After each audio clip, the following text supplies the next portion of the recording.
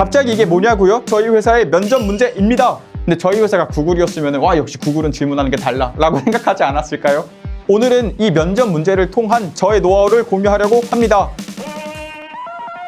대표님들 안녕하세요. 제가 오늘은 문제 3가지를 갖고 왔습니다. 자, 첫 번째 문제. 우리 회사는 청소 대행 업체입니다. 오늘 A와 B는 상가 10개 호실을 청소해야 합니다. 두 사람은 모든 청소를 최대한 빨리 끝내고 퇴근하려고 합니다. A는 방을 쓸기만 할 수 있습니다. B는 방을 닫기만 할 수 있습니다. 방 하나를 쓸거나 닫는 데는 각각 1시간이 걸립니다. 각 방은 반드시 A가 먼저 쓸고 난 뒤에 B가 닦아야 합니다. 같은 방을 동시에 쓸고 닦을 수는 없습니다. A와 B는 서로 다른 방에서 동시에 작업할 수 있습니다. 질문 드립니다. A와 B가 상가 10개 호실을 청소를 모두 마치는데 걸리는 최소 시간은 몇 시간일까요? 문제 2번입니다.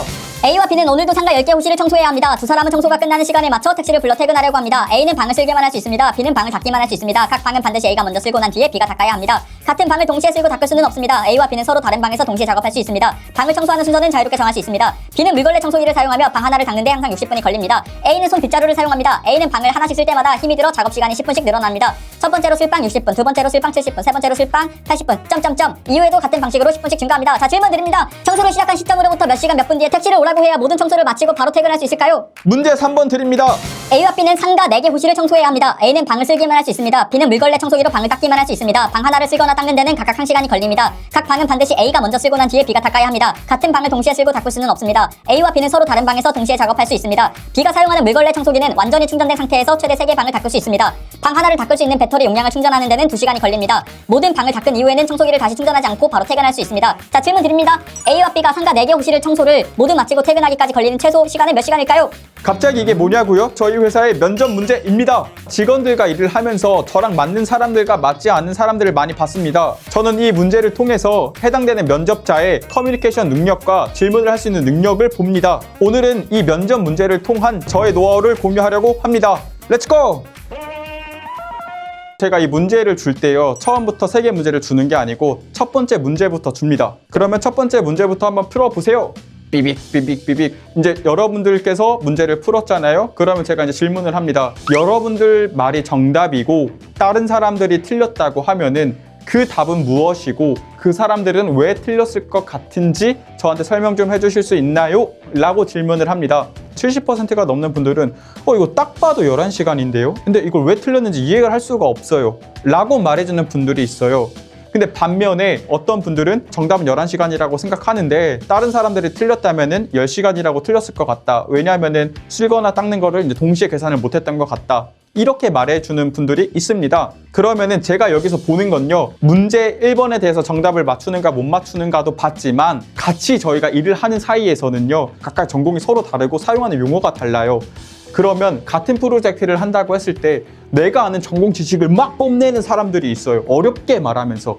이 사람들의 특징이 뭔지 아세요? 바로 이거 딱 봐도 11시간인데 이걸 모르세요? 라고 하는 분들이에요. 이 10시간은 왜라고 생각했을 것 같다. 이렇게 말하는 사람들의 특징이 뭐냐면요, 제가 마케팅 하는 사람이에요. 개발자랑 같이 일을 할 때 CPC 계산해서 이렇게 해야 돼요! 라고 말하는 게 아니고 이거 저희가 클릭당 비용이 조금 높게 나온 것 같다. 그래서 이 비용을 줄여야 될 것 같다. 근데 클릭당 비용이 뭔가요? 저희가 광고로 돌렸던 거 있잖아요. 그러니까 클릭은 됐는데 사람들이 막 이런 눌러보는 걸 적게 눌렀던 것 같아요. 이런 식으로 용어를 풀어서 해줍니다. 이게 마케팅, 디자인, 개발은 말할 것도 없잖아요. 같이 일하면 엄청나게 편합니다. 근데 이거 CPC가 뭐예요? 셀레니움이 뭐예요? 라고 말하면 이거 뭐 어쩌라는 거야? 라고 들을 수밖에 없으니까 이걸 정말 본다는 거예요. 그리고 이제 문제 3번에 대해서 풀어볼게요. 삐빅. 자, 여러분들 문제 3번을 푸셨나요? 말해주세요.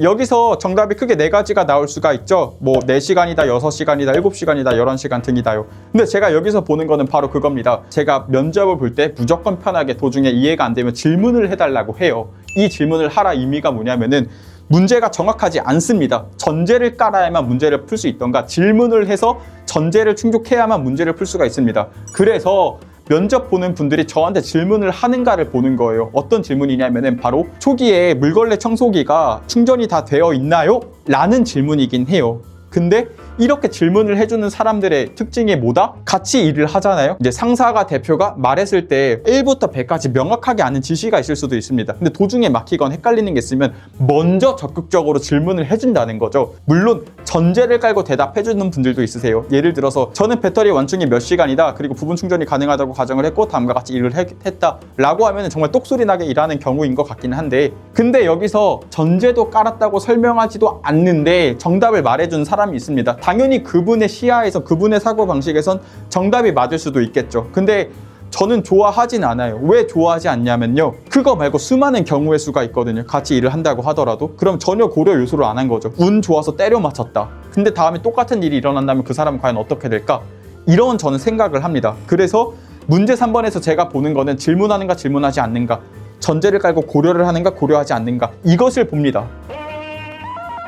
대표님들, 근데 이 문제를 줄 때 정답이 있는 문제가 아니에요. 예를 들어서 문제 1번을 볼 때요, 11시간이라고 맞췄고 엄청나게 쉽다라고 생각할 수도 있거든요. 저도 11시간인 줄 알았어요. 근데 어떤 친구가 12시간이라고 대답을 했어요. 제가 물어봤어요. 혹시 왜 12시간이라고 생각했는지 물어봐도 좀 답 좀 말해줄 수 있겠는가? 자, 방을 쓸고 해서 이제 총 11시간이 나왔습니다. 근데 직원이 9시간이 넘어가면은 1시간씩 쉬어야 된다라는 대답을 해줬어요. 그러니까 정답은 12시간이 될 수밖에 없죠. 그러니까 이렇게 대표님들이 놓쳤던 부분이 있을 수도 있다. 그래서 정답을 말할 때 정답만 듣는 게 아니고 어떤 정답이든 왜 그렇게 생각했는지 추론 과정 좀 말해줄 수 있겠는가를 반드시 꼭 들으셔야 됩니다. 그리고 면접 문제 줄 때는 마찬가지로 정말 편하게 쉽게 해야 질문을 할 수 있게 만들어야지, 문제 볼 때 맞춰봐!